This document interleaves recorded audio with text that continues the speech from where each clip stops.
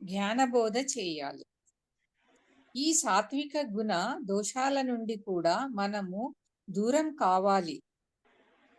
సాత్విక దోషం కూడా ఉండొద్దంట. 3 దోషాలలో సాత్వికం కూడా ఒకటి కదా. ఎప్పుడు కూడాను ఎదురించాలి, జ్ఞానబోధ చేయాలి, సక్రమ మార్గం చూపిస్తూ ఉండాలి. మన తలకాయ పోయినా సరే, మన ప్రాణ నష్టం జరిగినా సరే, మనకు సంఘంలో అవమానం, తలక్రిందులు, చిన్న చూపు దొరికినా సరే, కనుక తమోగుణం దోషం నుంచి, సోమరితనం నుంచి దూరం కావాలి. రజోగుణ దోషం నుంచి అంటే అంతా నేనే, నాకే కావాలి అనే ఆ యొక్క ధోరణి నుండి మనము దూరంగా ఉండాలి. వినబడుతుందా అమ్మా? ఓకే. ఓకే. తరువాత అవసరమైన మంచి చేయకూడదు, కానీ మంచిని ప్రబోధించాలి. మంచిని చేయకూడదు, వాళ్ళ మంచి వాళ్ళు చేసుకోవాలి. ఓహో, నాకు అర్థమైంది. ఇక్కడ ఏంటి ఇట్లా అంటుంది, మనం చేయకూడదు, వాళ్ళే చేసుకోవాలి. ఎవరిని వారే ఉద్ధరించుకోవాలి. మనం చేసి పెడితే వాళ్ళకి తెలియదు కదా. అలా మనం ఇంకొకరిని ఎలా ఉద్ధరిస్తాం? నేను ఇంకొకరిని ఉద్ధరించడం అనేది సాత్విక గుణ దోషం. అట్లా ఉద్ధరిస్తే మళ్ళొక దోషం వస్తుంది. ఏంటిది? సాత్విక గుణ దోషం. ఎవరిని ఎవరు ఉద్ధరించలేరు. ఉద్ధరేదాత్మనాత్మానం ఆత్మా నమ వసాదయేత్. ఆత్మైవ ఆత్మనో బంధు ఆత్మైవ రిపురాత్మన. ఉద్ధరేదాత్మ ఆత్మానం ఆత్మానం వసదాయేత్. ఆత్మైవ ఆత్మనో బంధు ఆత్మైవ రిపురాత్మన. శ్రీకృష్ణుడు భగవద్గీతలో ఎవరిని వారే ఉద్ధరించుకోవాలని చెప్పాడు. శ్రీకృష్ణుడు కౌరవులను ఉద్ధరించలేకపోయాడు. ప్రయత్నం చేస్తాం, కానీ వారిని వారే ఉద్ధరించుకోవాలి. శ్రీకృష్ణుడు పాండవులను ఉద్ధరించలేదు. పాండవులు సాధన ద్వారా తమను తాము ఉద్ధరించుకున్నారు. సాధన, పరిసాధన, మహాపరిసాధన, 3 సాధనల పేర్లు. సాధన అనేది 3 రకాలుగా ఉంటుంది. ఎలాగైతే ముక్తి అనేది 3 రకాలుగా ఉందో, అలాగే ముక్తి పొందే మార్గం కూడాను, అంటే సాధనా మార్గంను కూడాను 3 రకాలుగా ఉంటుంది. ఈ సాధనా మార్గం కూడా 3 రకాలు. 1 సాధన, 2 పరిసాధన, 3 మహాపరిసాధన. మనం 3 దోషాల నుండి, అంటే తమో రజో సాత్విక దోషాల నుండి దూరం అయ్యేందుకు చేసే ఆ కృషి సాధన.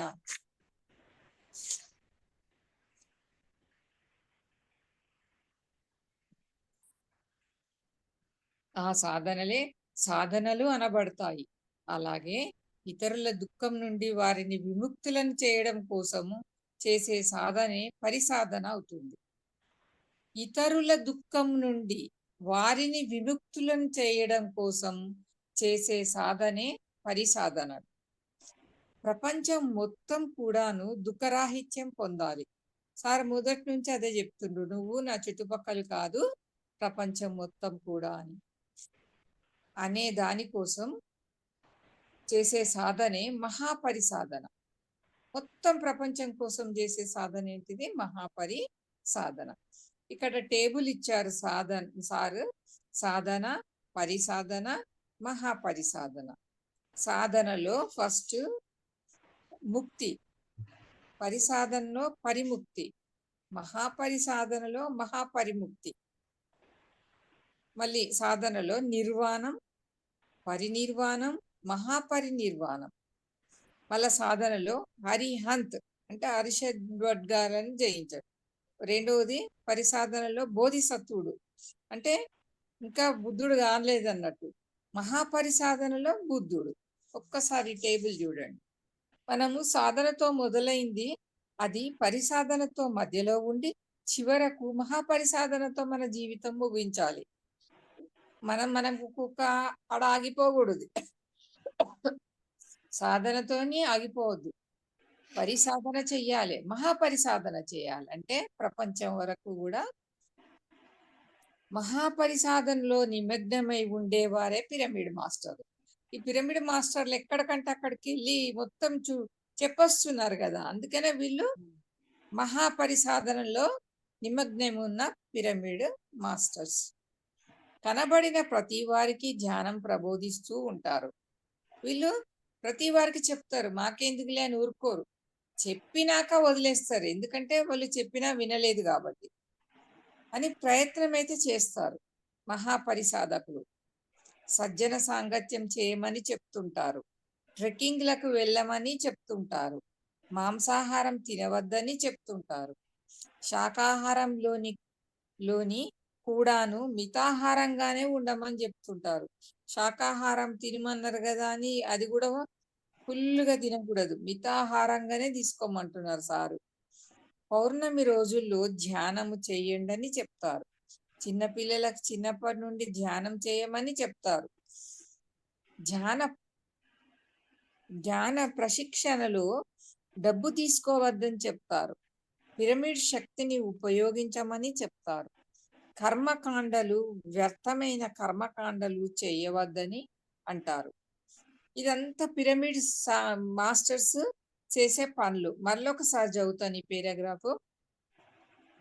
ధ్యానం చేయమని ప్రబోధిస్తుంటారు, సజ్జన సాంగత్యం చేయమని చెప్తుంటారు, ట్రెక్కింగ్లకు వెళ్ళమని చెప్తుంటారు, మాంసాహారం తినవద్దని చెప్తుంటారు, శాకాహారం తీసుకున్నా అది కూడా మితంగానే తీసుకోమని చెప్తుంటారు, పౌర్ణమి రోజులలో ధ్యానం చేయండి అని చెప్తారు, చిన్నపిల్లల్ని చిన్నప్పటి నుండే ధ్యానం చేయమని చెప్తారు, ధ్యాన ప్రశిక్షణలో డబ్బు తీసుకోవద్దని చెప్తారు, పిరమిడ్ శక్తిని ఉపయోగించమని చెప్తారు, కర్మకాండలు వ్యర్థమైన కర్మకాండలు చేయవద్దంటారు. ఇది కర్మకాండలు కూడా సారు చెయ్యొద్దని చెప్తున్నారు. పిరమిడ్ శక్తిని ఉపయోగించుకోండి అని అంటే మన పరిసరాల్లో పిరమిడ్ ఉంటే పిరమిడ్ దగ్గరికి వెళ్ళాలి, లేకపోతే చాలా దూరమైనచో వెళ్ళలేనిచో పిరమిడ్ క్యాప్స్ అవి అవి ఉపయోగించుకోవాలి, ఎందుకంటే మనకే ఎక్కువ శక్తి వస్తుంది కాబట్టి. నెక్స్ట్, ఇలాగే ఎన్నో ఎన్నో వీరు కనబడిన ప్రతి మనిషికి చెప్తుంటారు, ఇదే మహాపరిసాధన, ఇదే బుద్ధత్వ స్థితి. ఎవరైతే ఈ స్థితిలో ఉంటారో వారికి ఖచ్చితంగా ఈ జన్మ ఆఖరి జన్మ. చేయవలసినవి చేస్తే పొందవలసినవి పొందుతాం. ఇవి మన పెద్దవాళ్ళు కూడా ఇప్పుడు చేయవలసినవి చేస్తే పొందవలసినవి పొందుతాం. ఇవి మన పెద్దలు కూడా ఊరికే చెప్తుంటారు కదా, చేయవలసినవి చేస్తే పొందవలసినవి. ఏం చేయకుండా వస్తే మనకు ఆమె ఏం చేసింది అంటారు మన పాత మన పిరమిడ్ మాస్టర్లందరికీ ఈ వర్తమాన జన్మ ఆఖరి జన్మ. మరి ఇంకా 18 ఆదర్శ సూత్రాలు. పిరమిడ్ స్పిరిచువల్ సొసైటీల 18 ఆదర్శ సూత్రాలే మరి ఈ యొక్క మహాపరినిర్మాణకి మహాపరిముక్తికి మనం చేయవలసిన మహాపరిసాధన. ఆ ఆదర్శ సూత్రాలను కూడా మనము పాటించాలి. చెప్పుకోవడం కాదు, పాటించాలి. చేయవలసినవి చేస్తే మనం పొందవలసినవి పొందుతాం. శారీరక రోగాలు, వ్యాధులు అన్ని మానసిక రుగ్మతలు మీదే ఆధారపడి ఉంటాయి. మానసిక రుగ్మతలన్నీ బుద్ధి యొక్క మాంద్యం మీదే, బుద్ధి యొక్క అస్వచ్ఛత మీదే ఆధారపడి ఉన్నాయి. ఎప్పుడైతే మనము ఆధ్యాత్మికతలో జీవిస్తామో, ఆధ్యాత్మికతలో ఉంటామో, బుద్ధి అనేది దాని యొక్క మాంద్యం పోగొట్టుకొని అద్భుతమైన ఆత్మ పదార్థంగా విరాజిల్లుతుంది. అప్పుడు శరీరం ప్రశాంతంగా, నిర్మలంగా, స్వచ్ఛంగా ఉంటుంది. ఇప్పటికీ హిమాలయాల్లో కొన్ని వందల మంది వేల సంవత్సరాలుగా సజీవంగా ఉన్నారు. మనకు ఇచ్ఛామరణం రావాలి. ఇచ్ఛామరణం అంటే మనం కోరుకున్నప్పుడు వచ్చే మరణం అన్నమాట. భీష్ముడు తన మరణ సమయాన్ని తానే ఎంచుకున్నాడు. నేను శరీరం వదిలిపెట్టేస్తున్నాను సుభాష్, నా కోసం సమాధి ఏర్పాటు చెయ్యి అని 1983 సంవత్సరము ఏప్రిల్ 16న నాకు చెప్పారు శ్రీ సదానంద యోగి. ఇది సార్ వాళ్ళ గురువు, అయిన పత్రిజీ సార్ యొక్క గురువు. ఆయన చెప్పిండట, సుభాష్ నేను శరీరాన్ని వదిలిపెడుతున్నా, నా కోసం సమాధి చేయి. నేను ఒక వీడియో చూసిన. చెప్పిన దాని చెప్పిన తేదీకి ఆయన శరీరాన్ని వదిలిపెట్టేశారు. అదే పరిపక్వ ఆత్మస్థితి అంటే. తన ఆత్మ పరిపక్వం చెందింది. ఏ గూటి పక్షులు ఆ గూటికే. ఒక బుద్ధ స్థితిలో స్వయంగా ఉన్నాను నేను. మరి ఏ గూటి పక్షులు ఆ గూటి వద్దకే చేరుతాయి కదా. ఏ జాతి పక్షులు ఆ జాతిలోనే చేరుతాయి కదా. పిరమిడ్ మాస్టర్లందరూ కూడాను, పిరమిడ్ ధ్యానులందరూ కూడాను మరి బుద్ధ స్థితిలో ఉన్నవారే. అందుకనే అందరూ కూడాను ఇక్కడ ఏకత్రితమై ఉన్నాం. ఎన్నో జన్మలుగా మనం ఎంతో సాధనలో, ఎంతో పరిసాధనలో పక్వమై ఆ తర్వాత ఇక్కడ మనం అందరము కలిసి ఉన్నాం. మన లక్ష్యం ఏమిటంటే అందరికీ ముక్తి రావాలి. మనకొక్కరు కాదు కోరుకోవడం, అందరికీ రావాలి. అందరూ ధ్యానం చేసే ముక్తి పొందుతారు. ప్రతిరోజు ఎవరెవరి వయసుకు తగినన్ని నిమిషాలు, అంటే 10 సంవత్సరాల వాళ్ళు 10 నిమిషాలు, 20 సంవత్సరాల వాళ్ళు 20 నిమిషాలు, 40 నిమిషాలు, ఈ విధంగా కళ్ళు రెండూ మూసుకొని శ్వాస మీద ధ్యాస ఉంచాలి. ఆనాపాన సతి అభ్యాసం చేయాలి. అదే ముక్తి మార్గానికి నాంది ప్రస్తావన. కళ్ళు రెండూ మూసుకొని శ్వాస మీద ధ్యాస ఉంచడం నేర్చుకోవాలి. ఇదే ఏకైక ముక్తి మార్గం. ఓషో, రజనీష్ పుస్తకాలు చదవాలి. మాంసం తినకూడదు, ఆకలి లేకుండా భోజనం చేయకూడదు, నీరు విపరీతంగా తాగాలి. ఎప్పుడు సత్యాన్ని ప్రబోధిస్తూ ఉండాలి, అసత్యాన్ని ఎదుర్కొంటూ ఉండాలి. అదే ముక్తి మార్గం. ఎప్పుడు కూడాను అందరి అనుభవాలు సదా వింటూ ఉండాలి. మన అనుభవాలను అందరికీ సదా చెప్తూ ఉండాలి. ఇదే సజ్జన సాంగత్యం అంటే. ఇదే ముక్తి మార్గం. ఒక్క నిమిషమైనా సమయాన్ని వృధా చేయకూడదు, పక్క వాళ్ళని వృధా చేయనివ్వకూడదు.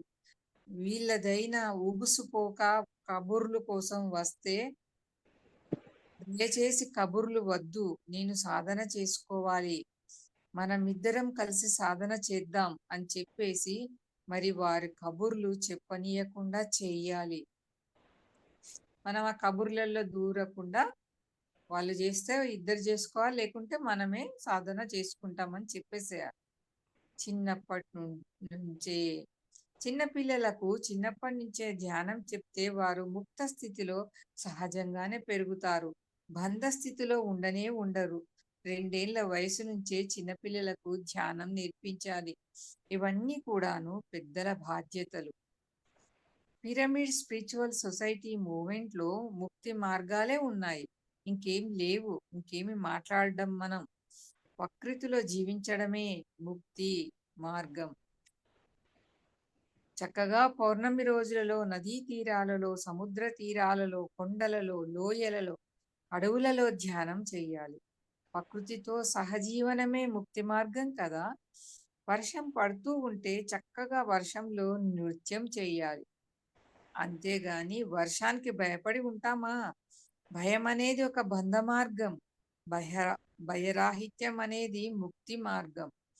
దేనికి భయపడకూడదు, నిర్భయంగా ఉండాలి. మన ఆలోచనలను నిర్భయంగా ప్రకటించాలి. పక్క వాళ్ళు ఏమైనా అనుకుంటారేమో అని ఎప్పుడు సత్యం మాట్లాడకుండా ఉండకూడదు. ఒకరికి భయపడి మనం సత్యం అయితే చెప్పకుండా ఉండకూడదు. ఇది నేర్చుకోవాలి, ఈ ధైర్యం. చెప్పవలసింది గట్టిగానో మెల్లిగానే చెప్పే తీరాలి, అంటే అక్కడ పరిస్థితిని బట్టి. ముక్తి అంటే విడుదల. దీనికి పర్యాయ పదాలు మోక్షం, అపవర్గం, నిశ్రేయస్సు. అలనాడు జీసస్ క్రైస్ట్ సత్యమేమిటో తెలుసుకోండి, సత్యం మిమ్మల్ని బంధ విముక్తుల్ని చేస్తుంది అన్నాడు. జీసస్ ఏమన్నాడంటే, మీరు సత్యం తెలుసుకోండి, అది మిమ్మల్ని బంధాల నుంచి విముక్తి చేస్తుందని అతను కూడా చెప్పాడు. నేను ఆత్మను అని తెలుసుకున్నవాడే సత్యం తెలుసుకున్నవాడు. నా కర్మలే నా వాస్తవాలు సృష్టిస్తున్నాయి అన్నది తెలుసుకున్నవాడే సత్యాన్ని తెలుసుకున్నవాడు. ఉన్నవి రెండే రెండు సత్యాలు. ఒకటి, నేను ఆత్మను, నా వాస్తవానికి నేనే సృష్టికర్తను. ఈ రెండు మౌలిక సత్యాలు. ఒకటి ఆత్మ, నేను నా వాస్తవానికి నేనే సృష్టికర్తను. సత్యాలను దర్శించిన వాడే ముక్తుడైన వాడు, బంధ స్థితిని దాటినవాడు. ముక్తాభిమాని ముక్తోహి. ముక్తిని అభిమానించేవారు తప్పకుండా ముక్త పురుషులవుతారు. ముక్తాభిమాని ముక్తోహి బద్ధామి మాన్యపి కిం వదం తీ హస్తేయం యామతి సా గతిర్భవేత్ అన్నాడు అష్టావక్రుడు. అష్టావక్రుడు చెప్పిన శ్లోకం ఇచ్చారు ఇక్కడ. ముక్తాభిమాని ముక్తోహి అంటే ముక్త స్థితిని అభిమానించేవాడు ముక్తుడే అవుతాడు. ఎందుకు కాదు? బంధాన్ని అభిమానించేవాడు బద్ధుడే అవుతాడు. ఈ లోకంలో ఉండే ఈ నానుడి యా మతి సా గతిర్భవేత్. మన మతి ఎలా ఉంటుందో మన గతి కూడా అలాగే ఉంటుంది. మనకెందుకులే, ముక్తి వచ్చేనా పోయేనా, ఇప్పుడు కాదు ఎప్పుడో ముసల్తనంలో చేసుకోవాలి అంటాం. ముసల్తనం వస్తే ఇప్పుడు ఇంకేం చేస్తాము? కాటికి కాలు చాపుకున్నాం. చిన్నప్పుడే చేయాల్సింది ఇప్పుడేం లాభం? చూశారా, ఈరోజు రేపు చేయాలి అని అంటూ రేపు ఏమో నిన్న చేసి ఉండాల్సింది ఇప్పుడు చేయలేం అంటూ. కనుక ఈ విషయాలన్నీ విన్న తక్షణమే సాధన చేపట్టాలి. శుభస్య శీఘ్రం, ఆలస్యం అమృత విషయం. చుట్టుపక్కల కొంతమంది అయినా దుఃఖరాహిత్యం పొందాలని కోరుకున్న వాళ్ళు కాదు. ప్రతి పిరమిడ్ మాస్టర్ కూడాను ప్రపంచమంతా కూడా దుఃఖరాహిత్య స్థితి పొందాలి. అందరూ ప్రపంచమంతా కూడా దుఃఖరాహిత్య స్థితి పొందాలి. ప్రతి పిల్లవాడు, ప్రతి పిల్ల, ప్రతి పాప, ప్రతి వృద్ధుడు, ప్రతి వృద్ధురాలు, ప్రతి స్త్రీ, ప్రతి పురుషుడు, అన్ని రాష్ట్రాల వారు, అన్ని దేశాల వారు అందరూ కూడా దుఃఖరాహిత్య పదవి పొందాలి. అరిహంత పదవి పొందాలి అంటే అన్ని జయించిన వాళ్ళం ఆ పదవి పొందాలి మనం. అంటే అరిషడ్ వర్గాలు అన్న దానికి కష్టపడే వారే పిరమిడ్ స్పిరిచువల్ సొసైటీ మాస్టర్స్. ముక్తికి మార్గం సాధన. ముక్తికి మార్గం ఏంది? సాధన. ఏ సాధన? ధ్యాన సాధన, స్వాధ్యాయ సాధన, సజ్జన సాంగత్య సాధన. మనం ధ్యానం చేయాలి, మన మనస్సును ఏకీకృతం చేయాలి, నిర్మానుష్యం చేయాలి, నిర్వశయం చేయాలి. చేసినప్పుడు మనస్సును నిర్వశయం చేసినప్పుడు అద్భుతమైన దివ్య చక్షువు విరాజిల్లుతుంది. దాంతో మన సకల జన్మలు చూసుకుంటాం. మన జన్మలు చూసుకున్నప్పుడే నేను ఈ శరీరం కాదు ఆత్మనని తెలుస్తుంది. అదే ముక్తిని పొందటం. నేను దేహాన్ని అనే స్థితి నుండి నేను ఆత్మను అనే స్థితికి ఎదగడమే ముక్తిని పొందటం. ఈ మాటలు విన్న వెంటనే సాధనలో ఉపక్రమించాలి. ధ్యాన సాధన, స్వాధ్యాయ సాధన, సజ్జన సాంగత్య సాధన, ఈ 3 సాధనలు చేయాలి. అప్పుడు అన్ని విషయాలు తెలుస్తాయి. తెలిస్తే వెంటనే మనసులోని అజ్ఞానపు వికృత ఆలోచనలు పోతాయి. మన అజ్ఞానం ఇప్పుడు మనకు తెలుస్తుంది కదా, ఇంకెన్ని తెలవాలి మనకు? జీవితంలోని అజ్ఞానపు వికృత చేష్టలు పోతాయి. మనస వాచ కర్మన అరిహంత స్థితిని పొందుతాం, ముక్తి స్థితి పొందుతాం. మనము హరిహంతగానే మన చుట్టుపక్కల వాళ్ళను కూడాను హరిహంతలుగా చేయడానికి తప్పకుండా కృషి చేస్తాం. అదే మన బోధిసత్వ స్థితి. చుట్టుపక్కల వాళ్ళను ధ్యానులుగా చేస్తుండగా ప్రపంచాన్నంతటికీ కనబడిన ప్రతి వాళ్ళకి ధ్యానం చెప్పే స్థితికి ఎదుగుతాం. అదే బుద్ధ స్థితి, అదే మహాపరిముక్త మార్గం. బ్రహ్మర్షి పత్రిజీ. ఈ జ్ఞానాన్ని అందించిన పత్రిజీ సార్కి ధన్యవాదం.